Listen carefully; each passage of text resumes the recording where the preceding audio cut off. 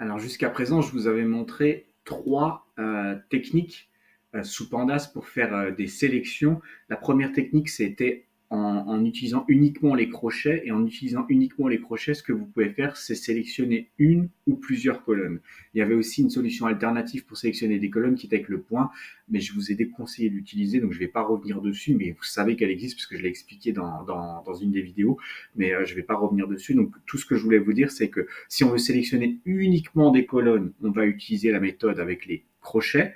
Ensuite, si on veut faire une sélection sur les labels des lignes et les labels des colonnes, on va utiliser un système, et ce n'est pas une méthode, c'est un système de filtrage sous pente qui est propre à Pandas. C'est pas une méthode, ça se fait pas entre parenthèses, ça se fait des crochets. Et ce système, pour utiliser les labels qu'on voit ici en gras, on va utiliser ce qui est le plus commun, le point lock avec des crochets.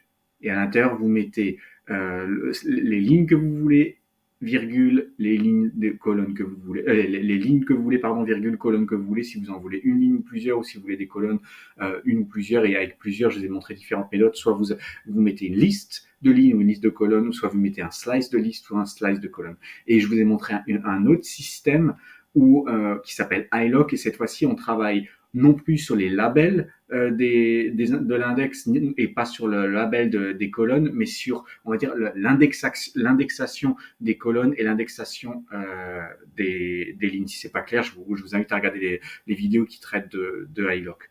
Maintenant, il y a quelque chose que, si vous avez bien compris, alors tout ce processus depuis le début, ce qu'on a toujours fait en fait, c'est qu'on a fait une sélection de ce qu'on voulait de notre data frame en se basant uniquement soit sur uniquement les colonnes ou soit les colonnes et les lignes, mais jamais sur les valeurs à l'intérieur du data frame. On n'a fait aucun filtrage par valeur. Et évidemment que ça, c'est indispensable de faire. Donc, c'est ce que je vais vous montrer. On va dire que c'est le point le plus important maintenant à comprendre en système de filtrage sous Pandas. C'est vraiment ça, parce que c'est ça que vous allez faire le plus fréquemment.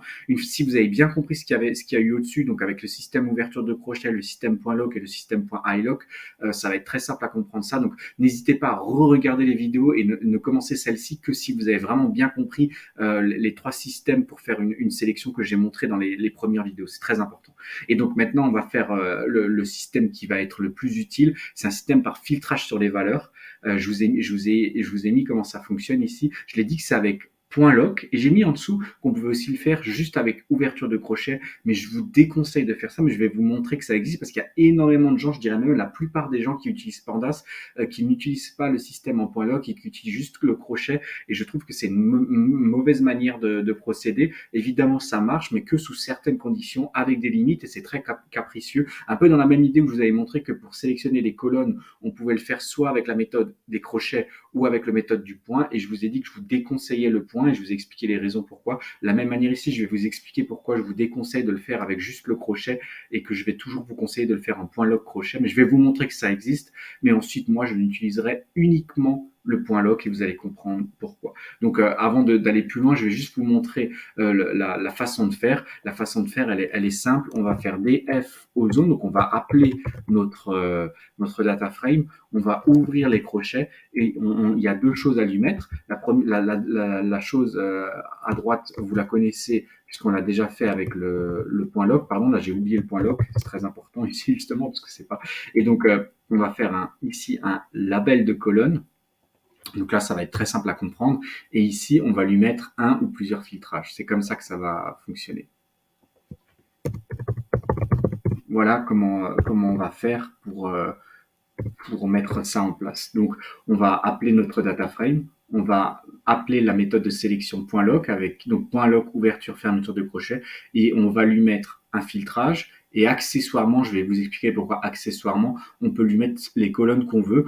On n'est pas obligé de mettre ça. On va dire que ça, c'est optionnel dans le sens où si je ne le mets pas, il va me sortir l'intégralité des colonnes. Mais ça, je vais vous l'expliquer tranquillement. Mais dans l'idée, c'est ça un peu la syntaxe pour faire un bon filtrage avec Pandas, un filtrage sur les valeurs.